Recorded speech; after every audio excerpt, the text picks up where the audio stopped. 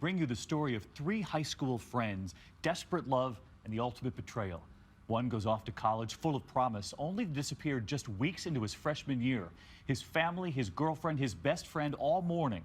But someone is hiding something. That's right, a body. And here tonight, the girlfriend speaking out to 2020 about the price paid for a teenage love triangle.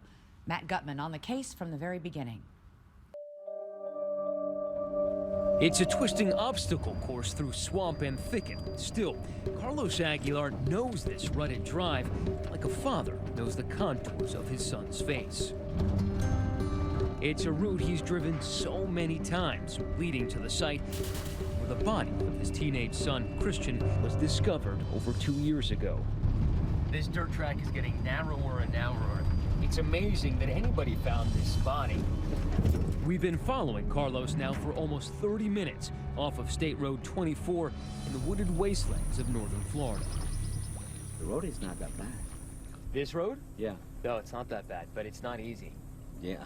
Now you're seeing this, you know that it was impossible for us, even with 500 people, to find him. This hard-working immigrant family from Colombia plucking weeds and wetting the earth with their tears considers this sacred ground. There's a cross with rosary beads. The name Chris is spray-painted on a nearby rock. He's like a father's dream. Yes, the name of Christian means a gift from God. So it was a gift from God. You said that God has been with you with the grief. He chose this cross for me. Life wasn't supposed to end here so soon for the 18-year-old scholar with the dancing eyes and the megawatt smile. What was your brother like? He was shy with people he didn't know, but once he got to know you, he would just open up. He would just start cracking jokes, start telling you things about himself, just any way to get you to laugh. He would try to find a way. So how did Christian Aguilar end up in this marshland, bound, face down in a shallow grave, what the cops call an enemy-style burial? This was some type of nefarious act. Somebody was trying to conceal the body of a person. We find that most generally in cases of murder. It's a story that made headlines up and down the Florida Turnpike. A search is underway for missing University of Florida student and got national attention. I still feel my son is still alive in my heart. The twisted murder mystery started at this elite charter school in Miami. Christian Aguilar was known for his easygoing cool, his charisma, and his taste for hip-hop. I get it custom, you a customer, you ain't... So that's one thing that you and Christian had always shared, is love of hip-hop, and specifically Kanye. I mean, to this day, I still love Kanye West, so yeah. You know, we would just hop in his car, go with him to his house, hang out for a while. At the time, Erica Freeman was dating Christian's close friend, class clown Pedro Bravo. So tell me more about Pedro in high school. He was always quite sarcastic, quite funny. He was able to make me laugh so easily. He was very much an animal lover. I mean, he liked action movies, you know, he liked superheroes. The beauty with the big hazel eyes is the center of Pedro's world. We'd go out, we'd went on dates, we texted all the time. Did you say you loved each other? Yes, we did. We did say we loved each other. And for a long time, I thought that was kind of what love was like. It seemed their love is built to last. I mean, not many relationships go almost 3 years, but... Especially not in high school. Yeah, it's kind of unheard of. Christian Aguilar was part of the couple's clique. They all go to prom together. But as graduation approaches, Pedro and Erica's puppy romance is almost over. At one point, you decided that this relationship wasn't working for you. Yes, I did. I had talked to him about it. I was like, you know, maybe we should go on a break. I don't think I'm happy. I felt like he almost manipulated me at that point of my life.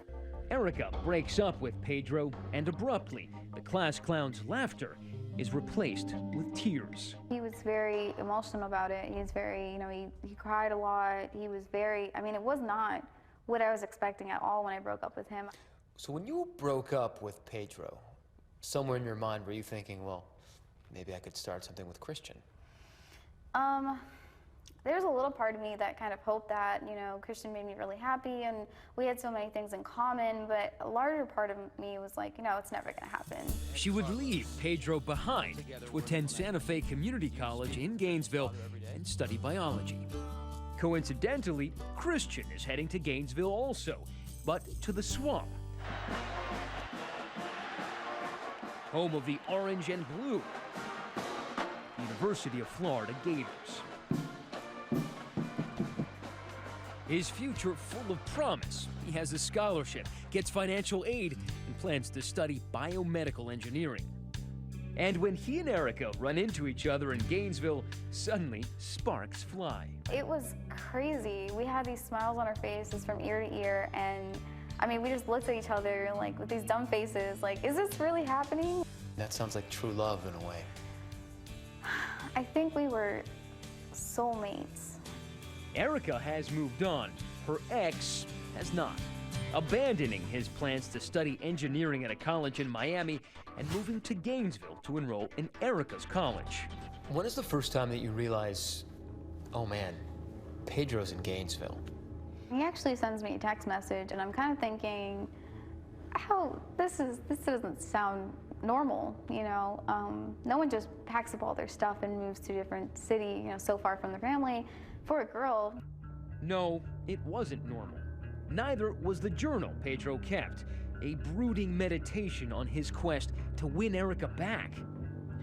No one will stop me, he wrote. I will get out of Miami and into Gainesville, and I will get her back. I just was kind of like, oh my God, what are we gonna do? Should we tell him? Should we not tell him? Should we, you know, should we just live our lives and kind of if he sees us or meets us or something, we'll worry about it then. 2020 obtained that journal and sketchbook, which would prove central to the story. In it, Pedro's personal and meticulous self-help plan to get rid of acne, whiten his teeth, and even wear a red shirt because he thinks it will be more eye-catching to the opposite sex.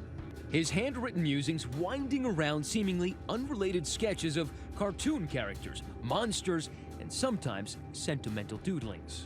They almost look like he could have been a cartoonist, you know? I mean, they're very beautiful pieces of art. His drawings, what kind of drawings were they? I just saw, you know, pictures of hearts. There was captions next to the hearts.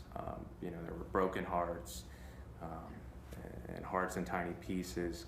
Adding insult to injury, Pedro now hears through the grapevine that his true love's heart now belongs to one of his best friends, Christian. The journal revealing his increasing anguish. I feel as if someone stabbed me and I bleeded out and died. I want her back, please. I'll give anything. It's September 7th, and this is the 34th Street Wall. Erica agrees to meet Pedro here. It's a place where for years UF students have come to paint graffiti, but this is an awkward moment at best because right away Pedro asks her if she's dating Christian. She says no.